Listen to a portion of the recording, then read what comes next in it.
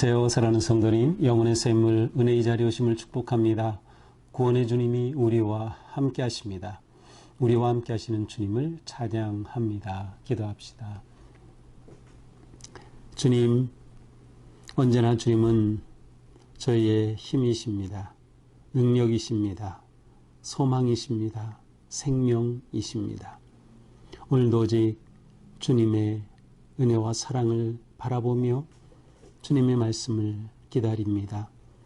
오늘도 주님의 말씀이 우리를 새롭게 하시고 깨우쳐 주시고 진정한 주님의 거룩한 생명 안에 거할 수 있도록 인도하여 주시옵소서. 하나님의 마음 알기를 간절히 열망하며 진정으로 주님의 기쁨이 되기 위해 우리의 모든 것을 헌신할 수 있는 진정한 주님의 자녀들로 삼아 주시옵소서. 오늘도 말씀을 읽을 때 또 묵상하며 나눌 때 성령님 저희 가운데 함께 하셔서 저희를 깨우쳐 주시고 눈을 열게 하시고 마음을 열게 하시고 하나님의 거룩하신 음성에 귀를 기울이게 하여 주시옵소서. 예수님 이름으로 기도합니다. 아멘. 오늘 말씀은 열왕기하 4장 38절에서 44절입니다. 엘리사가 다시 길갈에 이르니 그 땅에 흉년이 들었는데 선지자의 제자들이 엘리사의 앞에 앉은지라. 엘리사가 자기 사환에게 이르되 큰 솥을 걸고 선지자의 제자들을 위하여 국을 끓이라 하며 한 사람이 채소를 캐러 들에 나가 들포도 덩굴을 만나 그것에서 들호박을 따서 옷자락에 채워가지고 돌아와 썰어 국 끓이는 솥에 넣되 그들은 무엇인지 알지 못한지라. 이에 퍼다가 무리에게 주어 먹게 하였더니 무리가 국을 먹다가 그들이 외쳐 이르되 하나님의 사람이여 솥에 죽음의 독이 있나이다 하고 능히 먹지 못하는지라. 엘리사가 이르되 그러면 가루를 가져오라 하여 솥에 던지고 이르되 퍼다가 무리에게 주어 먹게 하라 하며 이에 솥 가운데 독이 없어지리라. 한 사람이 바알살리사에서부터 와서 처음 만든 떡 곧 보리떡 20개와 또 자루에 담은 채소를 하나님의 사람에게 드린지라. 그가 이르되 무리를 주어 먹게 하라.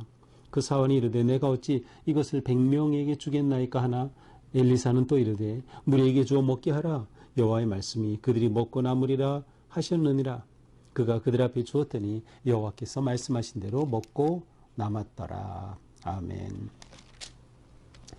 자, 열왕기하 4장에는 엘리사를 통해 나타나는 놀라운 치유, 기적, 회복, 능력의 역사들이 나오고 있습니다.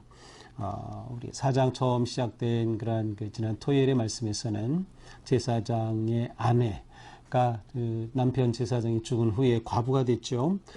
그래서 그 과부가 경제적으로 아주 극심하게 어려운 가운데 있을 때 하나님께서 엘리사를 통하여 기름 그릇을 준비하고 그것에 가득 채워서 그 곤경을 벗어나게 한 그러한 기름을 채운 그런 기적이 있었고요. 또 그 이후에는 수넴 여인에 관한 이야기가 또 있었습니다. 수넴 여인에게 특별히 아들을 얻게 하는데 그 아들이 또 죽는 그러한 사건이 일어나죠. 하지만 그 죽은 아들을 또한 살려내는 그러한 이야기였어요. 이 놀라운 기적의 이야기는 오늘 본문에서도 짧은 두 가지가 소개되고 있습니다. 자, 먼저 38절에 보니까 엘리사가 다시 길갈로 갔습니다. 이 당시 길갈에는 신학교가 있었고요. 길갈뿐만 아니라 우리가 앞에서 봤죠. 베델에도 있었고 또 여리고에도 있었습니다. 오늘 본문을 통해서 대략 100명 정도의 수련생들이 있었다, 선지자 수련생들이 있었다는 것을 볼 수 있는데, 자, 이 길갈로 이르렀는데 이때 아주 흉년이 극심했습니다. 그래서 사실 이 수련생들이 먹을 게 없는 거죠. 정말 이러한 그 힘든 상황 속에서 어떻게든 먹어야 했기 때문에 그들이 이제 이 수련생들 제자들이 엘리사가 이제 온 후에 산에 가서 이제 나무를 뜯게 됩니다. 큰 솥을 걸어놓고 산에 가서 나무를 뜯으러 갔는데 거기에 마침 들포도 덩굴이 있었어요. 우리말로는 이제 들포도 덩굴로 되어 있지만 정확히 뭔지는 모르고요. 야생으로 자라는 어떤 특별한 덩굴, 열매가 있는 그러한 덩굴 같습니다. 그래서 이 제자들이 이거 먹으면 좋겠다 싶어서 그것을 따가지고 왔어요. 또 들호박을 땄다 그랬는데 역시 들호박도 뭔지는 정확히는 알 수 없는데 야생으로 달리는 어떤 열매 같은 거겠죠. 그것을 따가지고 와서 큰 그 국그릇에 넣고 이것을 끓이게 됩니다. 이제 끓여서 그것을 이제 수프처럼 먹으려고 했던 것이죠. 그래서 다 준비가 되고 그들에게 먹으려고 하는데 거기에 독이 있는 것을 알게 됐어요. 그래가지고 이 제자들이 소리를 친 겁니다. 죽음의 독이 있습니다. 잘못 먹었다는 큰일 날 독이 있다는 것이에요. 그러자 엘리사가 그러면 가루를 가져와라. 그래서 제자들이 밀가루를 가져오게 되고 엘리사가 밀가루를 그 국에 풀은 후에 다시 먹게 하니 그 독이 사라진 그러한 사건입니다. 그것은 그냥 단순한 일상의 사건인 것이죠. 수련생들이 굶주린 정말 겨우겨우 연명하는 그러한 어려운 상황 속에서 그들이 먹을 음식에 독이 발견이 되었을 때 엘리사가 그 독을 깨끗하게 사라지게 하는 중화시키는 그러한 기적의 역사가 일어났던 것이죠. 자, 42절에는 또 한 짧은 기적의 사건이 나오는데 이것은 이제 바알 살리사라고 하는 곳, 이 길갈에서는 그렇게 멀지 않은 곳이에요. 이 바알 살리사라고 하는 곳에서 어떠한 사람이 보리떡 20개. 근데 이 보리떡은 처음 만든 보리떡이라고 됐어요. 이 처음 만들었다는 것은 이제 처음으로 추수를 해서 보리 추수를 해서 대략 한 4월 경인데 이때가 되면 우리나라도 보리를 처음 얻을 때 춘궁기였듯이 사실은 무엇인가 먹을 것이 그 여의치 않은 그런 때예요. 그런데 이때 보리떡 20개 처음 얻은 열매로 이 보리로 보리빵 20개를 만들어 가지고 왔고 또 자루에는 채소를 담았어요. 채소라고 하는 것은 우리말의 어떤 채소라기보다는 이 당시 이제 유대인들이 처음 얻은 그 열매 또 곡식을 제사장에게 갖다 주고 그래서 그것으로 이 레위인 제사장들은 먹고 살았던 것이거든요. 바로 그 관습을 따라서 채소를 가져왔지만 여기서 채소는 아마도 처음 익은 햇 곡식 가운데 볶은 것을 가져온 것으로 추측할 수 있어요. 자, 이렇게 해서 이제 엘리사에게 가지고 온 것이죠. 그래서 이것 하나님의 사람께 드리자.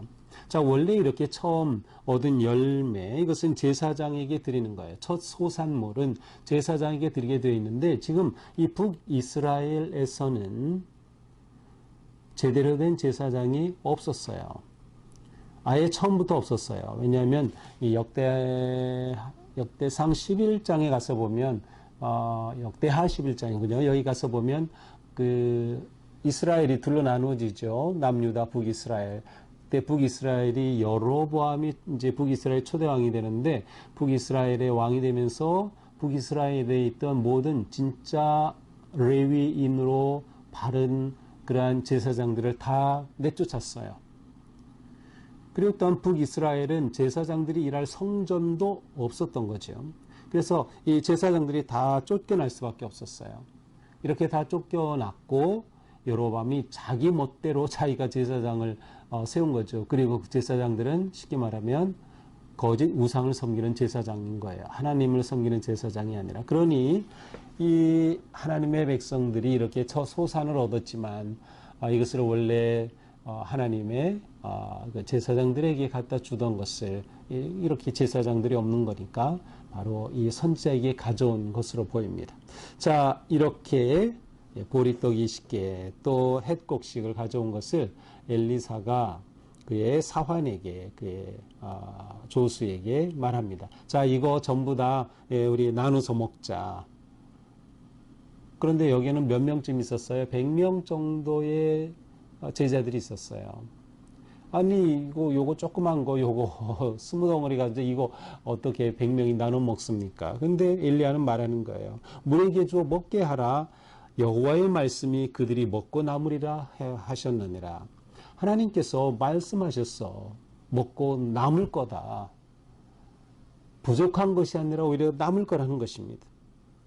그러니 이 스승이며 주인인 엘리사의 말에 이 사환이 어쩌면 앞에서 나왔던 게하시라고 하는 사환일 가능성이 크죠. 이 사환이 다 정말로 나누어졌어요. 그런데 44절 뭐예요?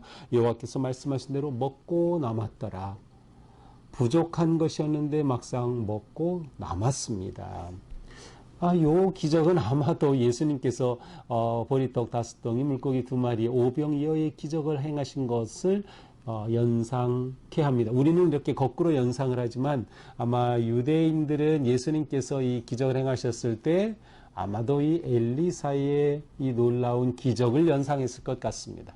자, 이렇게 놀라운 기적의 역사가 일어납니다.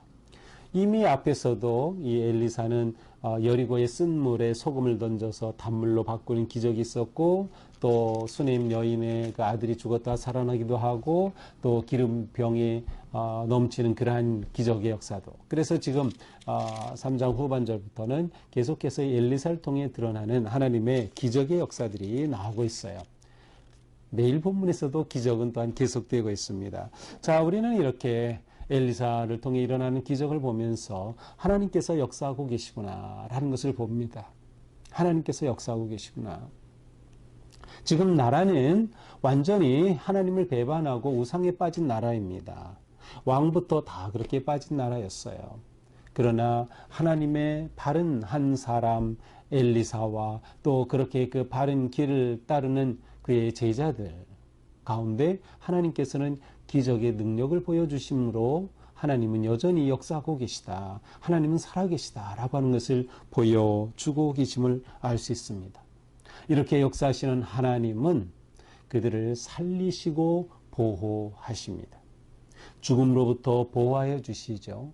독극물을 잘못 먹었다 다 죽게 되는 그 위기에서 그들을 구해내 주시는 겁니다. 그들에게 있는 독을 제거해내는 거죠. 뿐만 아니라 하나님께서는 그들을 채우시고 공급해 주십니다. 기근이 계속되는 이 어려운 상황 속에서 한 백성의, 요즘으로 치면 한 성도가 진심으로 가져온 그 보리떡 20개를 통하여 100명이 배불리 먹고 남기까지 하는 그런 놀라운 기적의 역사. 하나님께서는 이렇게 우리를 아시고 우리를 돌보시고 우리를 채워주시고 공급하여 주시는구나 라고 하는 것을 보여주시는 것입니다. 이처럼 하나님께서 베풀어 주시고 공급하여 주시죠. 우리의 삶이 또한 그렇게 되는 게 필요한 거죠. 우리의 삶이 또한 주님의 은혜를 입었기에 그렇게 누군가에게 필요에 따라서 베풀어 줄 수 있고 또 우리에게 있는 것을 나눌 수 있고 보리떡 20개와 또한 볶은 햇곡식을 가져왔던 그 사람처럼 우리가 함께 나눌 때 그 나눔을 통하여 하나님의 역사는 계속되는 것이죠. 우리가 볼 때는 너무도 보잘것없는 작은 것이라 하더라도 거룩한 마음과 믿음으로 나누는 삶이 모두를 살리는 놀라운 역사가 일어나는 것입니다. 하나님의 역사는 결핍한 곳에서 일어났습니다. 하나님의 기적은 부족한 곳에서 일어났습니다. 그러므로 우리가 살아갈 때 우리가 결핍과 부족과 약함을 보지 말고 그 가운데서도 역사하시는 하나님을 의지하자. 그 하나님을 바라보자. 이것이 우리에게는 너무나도 중요한 것이죠. 그렇게 될 때 우리의 일상이 또한 기적이 될 수 있는 것이죠. 기적은 아주 특별하게가 아니라 정말 우리 일상 가운데 온전히 하나님을 의지하고 신뢰할 때 하나님이 여전히 살아계시고 역사심을 우리에게 보여주시는 것입니다. 오늘 하루도 우리가 삶의 자리에서 살아계신 주님을 경험할 수 있게 되기를 바랍니다. 어떠한 일을 통하여 누군가의 음성을 통하여 또는 우리 마음에 주시는 주님의 감동과 사랑을 통하여 주님의 역사심을 경험하고 주님은 살아계시다.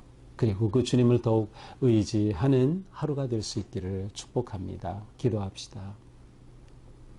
주님 감사합니다. 오늘 하루도 주님의 은혜 안에서 주님의 역사하시고 일하심을 경험하는 복된 하루가 되게 하여 주시옵소서. 우리의 삶의 결핍과 문제와 아픔과 고통이 있지만 그 속에서 역사하시는 주님을 만나게 하옵소서. 주님께서 우리를 돌보고 계시며 알고 계시며 보호하고 계심을 신뢰하며 더욱 주님께 가까이 나아가는 우리가 되게 하여 주시옵소서. 예수님 이름으로 기도합니다. 아멘. 네, 오늘도 주님의 은혜 안에서 우리 삶이처럼 주님의 역사 가운데 승리하는 하루가 되기를 축복합니다. 사랑합니다.